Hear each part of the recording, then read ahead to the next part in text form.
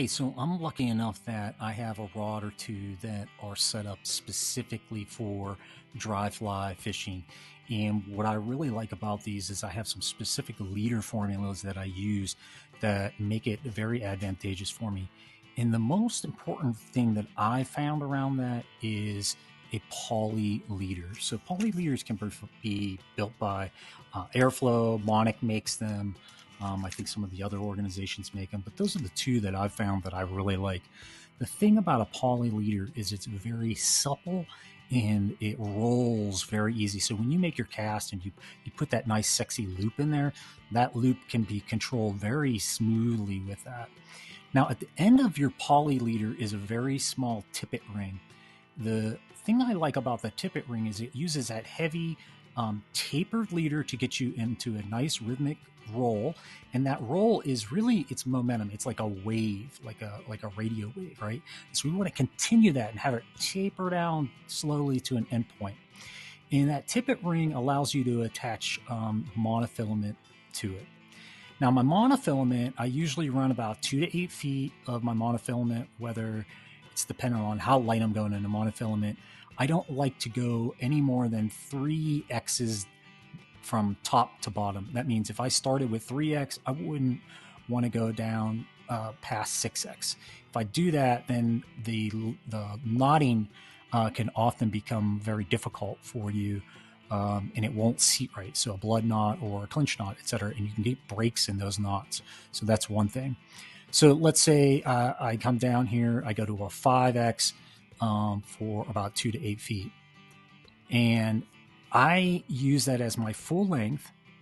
And then the last point is tying into my fly. And when I tie into my fly, I usually tie in either a clinch knot or a davy knot. It's just dependent on how I feel for the day. I can tie them both with forceps, and that's really nice.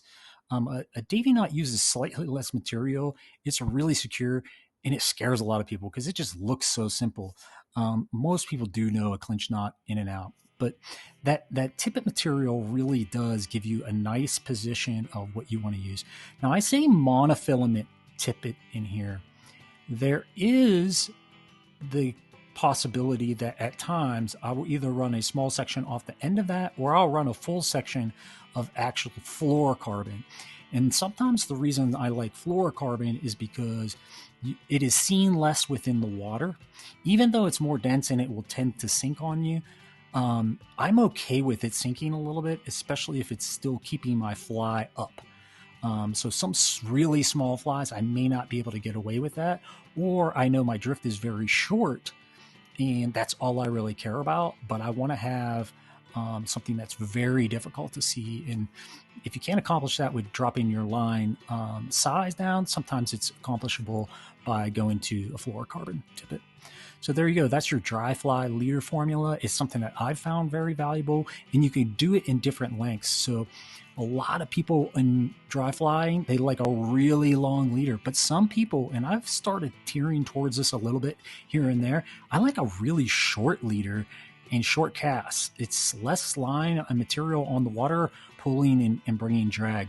But your casting, I think, has to be a little bit more succinct and better when you're going about that. And if you want to, you can see the video on Perfect Presentation. It shows you exactly how to present your fly to get the right kind of eats. And that's extremely important in dry fly fishing. So there you go. If you like the video, give us a like, subscribe to our channel, Fly Fishing Insider Podcast, and we'll see you next time.